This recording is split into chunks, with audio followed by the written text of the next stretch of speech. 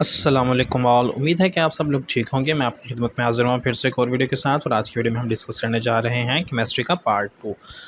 आप लोगों को पता होगा कि हमारी प्रीवियस वीडियो के साथ हम लोगों ने केमिस्ट्री पार्ट 1 कंप्लीट कर ली थी। चैप्टर 11 तक हमारी डिस्कशन हो गई थी पास्ट पेपर्स को लेके। अब हम स्टार्ट करने जा रहे हैं पार्ट 2 यानी कि सेकेंड ईयर की केमिस्ट्री।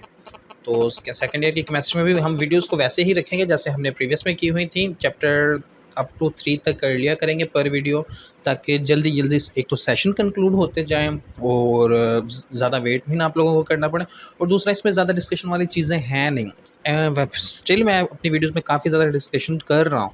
वो पॉइंट्स ऐसे नहीं हैं कि जो मुझे एक्सप्लेन करने चाहिए, क्योंकि आप लोगों ने वो एफएससी में बेसिक चीज़ें पढ़ी हुई हैं। लेकिन मैं स्टिल कर रहा हूँ कि अगर इनकेस किसी को कुछ भूल गया हो तो वो आपके लिए एक रिमाइंडर हो जाए। मे बी आप लोगों ने वो चीज़ें तब गौर से ना सुनी हो तो शायद अब गौर से सुन लें। तो इसलिए मैं हल्का-फुल्का सा एक्सप्लेन करने की कोशिश करता जाऊँगा। जहाँ पे मुझसे नहीं हो सकी एक्सप्लेनेशन या जहाँ पे ज़रूरत नहीं होगी, वहाँ पे मैं एक्सप्लेनेशन नहीं करूँगा। तो स्टार्ट करते हैं फर्स्ट एमसीक्यूज़ के साथ। मैं अपना पेन टूल सेलेक्ट कर लूँ। तो फर्स्ट एमसीक्यूज़ है, विच स्टेटमेंट इज़ इनकरेक्ट। कहते हैं नीचे 4 स्टेटमेंट्स दी हुई हैं, इनमें से कौन सी स्टेटमेंट जो है इनकरेक्ट है। तो पहले देखते हैं, all metals are good conductors of electricity. बिल्कुल ठीक है, इसमें कोई शक नहीं है। तमाम मेटल्स होते हैं गुड कंडक्टर ऑफ इलेक्ट्रिसिटी होते हैं, क्योंकि उनके वैलेंस शेल में फ्री इलेक्ट्रॉन्स मौजूद होते हैं। All the metals are good conductors of heat, इसमें भी कोई शक नहीं है, ये एक फिजिकल प्रॉपर्टी है मेटल की। ये दोनों ही फिजिकल प्रॉपर्टीज़ हैं मेटल की।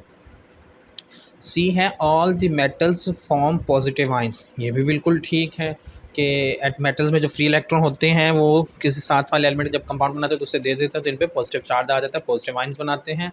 डी कहता है, all the metals form acidic oxides, ये गलत है। जो मेटल्स हैं ना वो बेसिक ऑक्साइड्स बनाते हैं, एसिडिक ऑक्साइड्स नहीं बनाते। तो हमारा जो करेक्ट ऑप्शन आ जाएगा यहाँ पे वो डी है। क्यों? क्योंकि मेटल्स जो हैं वो बेसिक ऑक्साइड्स बनाते हैं, एसिडिक ऑक्साइड्स नहीं बनाते। ठीक है, ये माइंड में रखिएगा चीज़ को।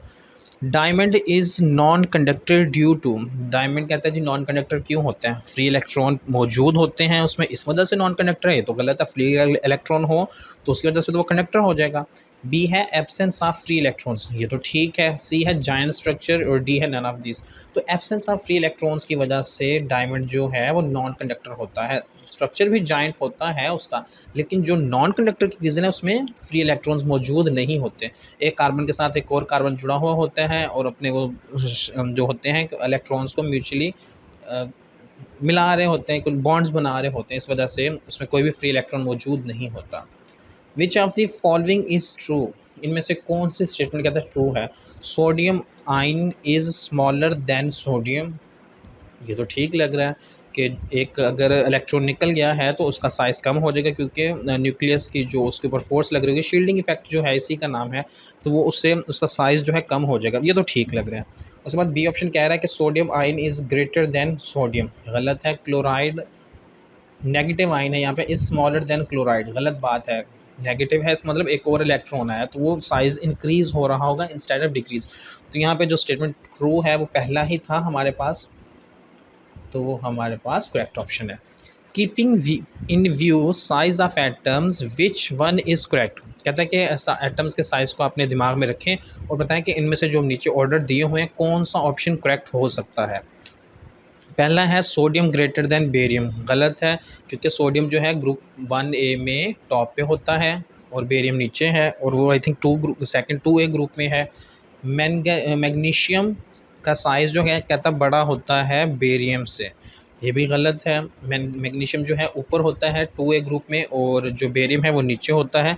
मैग्नीशियम तकरीबन सेकंड नंबर पे है और जो बेरियम है वो सेकंड लास्ट नंबर पे आ रहा होता है।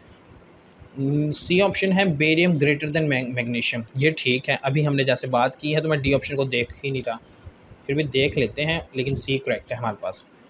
बेरिलियम ग्रेटर देन बेरियम, गलत है, बेरिलियम टॉप पे ही होता है, बेरियम सेकंड लास्ट है, सबसे नीचे होता है समझ लें। तो उसकी वजह से बेरियम का साइज़ जो है वो बड़ा होगा बेरिलियम की निस्बत।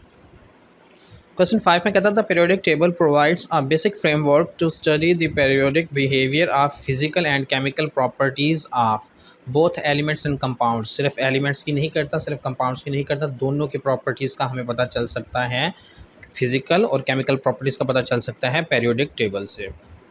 सब group B of the periodic table represents less typical elements को रिप्रेजेंट करता है। टिपिकल और नॉन टिपिकल, या कहते हैं कि ट्रांजिशन मेटल्स और नॉन टिपिकल ट्रांजिशन मेटल्स में फ़र्क क्या है। ट्रांजिशन मेटल्स में पार्शली फिल्ड डी ऑर्बिटल्स होते हैं, नॉन टिपिकल ट्रांजिशनल्स में फुली फिल्ड डी ऑर्बिटल्स होते हैं। वैसे ज़्यादा डिटेल नहीं है इतना ही है, और वैसे भी 2017 के MCQs है, तो जवाब तो 100% ठीक होगा की है ये इस चैप्टर की। उसके बाद है हमारे पास चैप्टर नंबर 2। चैप्टर नंबर 2 में फर्स्ट क्वेश्चन है the mineral CaSO4 calcium sulphate 2H2O, दो वाटर के मॉलिक्यूल्स हैं, हैज़ अ जनरल नेम। अब इसका जनरल नेम पूछ रहा है जिप्सम का जनरल नेम जो है ना, सॉरी जिप्सम का जनरल नेम नहीं, ये जो CaSO4 है इसका जनरल नेम है जिप्सम।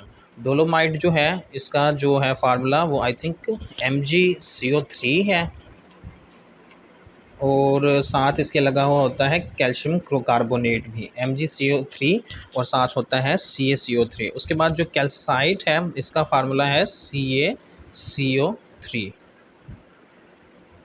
और जो हमारे पास एंड पे है एप्सम सॉल्ट है इसका फार्मूला है MgSO4 यानी मैग्नीशियम सल्फेट। तो हमारे पास यहाँ पे करेक्ट ऑप्शन ए है जिसका फार्मूला है CaSO4.2H2O।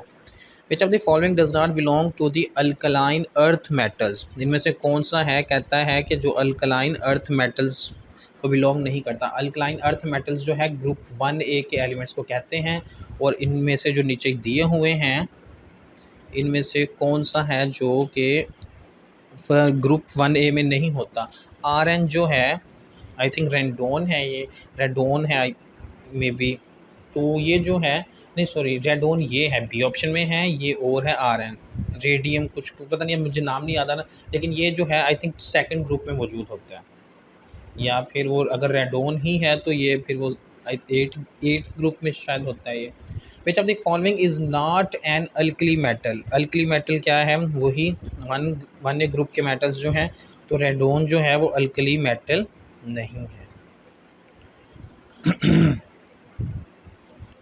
Beryllium gives the solution amphoteric acidic basic, amphoteric देता है बेरिलियम BeO, इसका आई थिंक फार्मूला होता है जो बनता है इसका सॉल्यूशन में देता है ये वाटर के साथ। Which is not a calcareous material, इनमें से कहता है कैल्केरियस मटीरियल कौन सा नहीं है। अब कैल्केरियस मटीरियल वो वाले मटीरियल्स होते हैं जिनमें कैल्शियम हो या मैग्नीशियम हो या फिर दोनों ही हो। तो जो क्ले है ना इसका फार्मूला होता है Al2O3.2SiO2.2H2O, तो जिसकी वजह से क्ले में ना ही कैल्शियम है ना ही मैग्नीशियम है। लेकिन फिर बाकियों को भी देख लेते हैं, तो जो लाइम है इसका फार्मूला होता है CaCO3, कैल्शियम कार्बोनेट है, तो ये ना मैग्नीशियम है ना इसमें कैल्शियम है। मार्बल जो है उसका भी यही फार्मूला है, इवन मरीन शेल जो है इसका भी सेम ही फार्मूला होता है CaCO3, तो ये तीनों ही गलत है। क्ले जो है वो कैल्केरियस मटेरियल नहीं है। फार्मूला ऑफ कॉल्मेनाइट ए ऑप्शन है, लेकिन इसमें ना एक गड़बड़ लग रही है मुझे, B6 आते हैं शायद, बुक में देख लीजिएगा, वैसे मे बी टाइपिंग एरर हो या पेपर में ऐसे आ गई हो। यहाँ पे बोरोन जो है 6 आते हैं इसके फार्मूले में, तो बुक में ये चेक कर लीजिएगा एक दफ़ा। CaSO4.2H2O इज़ कॉल्ड, अभी हमने पीछे देखा था ये जिप्सम का नाम है, जिप्सम इसका जनरल नेम है कैल्शियम सल्फेट का। When borax is dissolved in H2O, boric acid as well as caustic soda is produced. The solution of borax as a whole is, कहते हैं सोल्यूशन क्या होगा, अल्कलाइन होगा ओवरऑल तौर पे, इसकी जो pH है 7 से ज़्यादा होगी।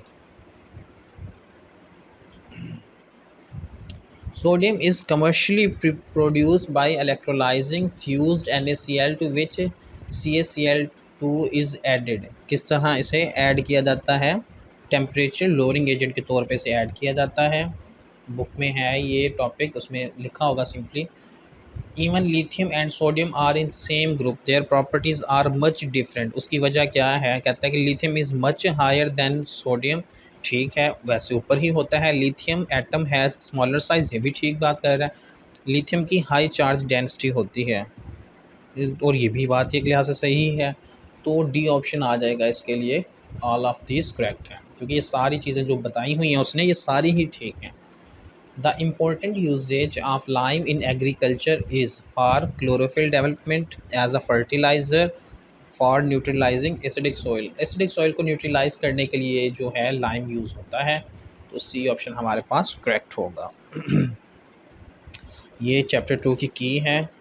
उसके बाद आ जाते हैं हम चैप्टर नंबर 3 पे। चैप्टर नंबर 3 में फर्स्ट एमसीक्यूज़ है aluminium oxide is amphoteric oxide है। उसके बाद है which element will form charge +3। जो थर्ड ग्रुप में मौजूद होंगे एलिमेंट्स उन पे चार्ज जो है +3 आ सकता है। कार्बन फोर्थ ग्रुप का है, सिलिकॉन फोर्थ ग्रुप का है। जो सी ऑप्शन है एल्यूमिनियम वो थर्ड ग्रुप का और बेरिलियम सेकंड ग्रुप का है। तो एल्यूमिनियम है जिस पे +3 चार्ज आ सकता है, जबकि अपने 3 के 3 इलेक्ट्रॉन वैलेंस इलेक्ट्रॉन डोनेट कर देगा to complete octet rule. Which gives +3 charge, कहते हैं इनमें से कौन सा जो है +3 चार्ज देगा। दोबारा सेम क्वेश्चन ही आ गया है, तो एल्यूमिनियम है जो +3 चार्ज देगा। Which is not present abundantly in earth crust, इनमें से कौन सा एलिमेंट कहता है कि जो अर्थ क्रस्ट में एबंडेंटली मौजूद नहीं होता। तो वो है बेरियम। सोडियम, एल्यूमिनियम और कैल्शियम जो है डिफरेंट कंपाउंड्स के फॉर्म में एग्जिस्ट करते हैं। जैसे सोडियम का सबसे कॉमन हो गया NaCl, सोडियम क्लोराइड। एल्यूमिनियम का आई थिंक मेटल फॉर्म में जो होता है, रॉ फॉर्म में जो है मे बी वो हो, जो कंफर्म नहीं है।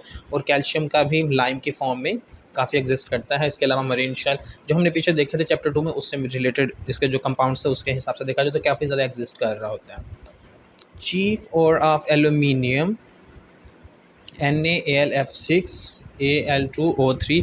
चीफ और कौन सी है, ये सबसे मतलब कि जो जहाँ से एल्यूमिनियम सबसे ज़्यादा पाया जाता है, जिस फॉर्म में एल्यूमिनियम सबसे ज़्यादा पाया जाता है, तो वो है Al2O3.2H2O।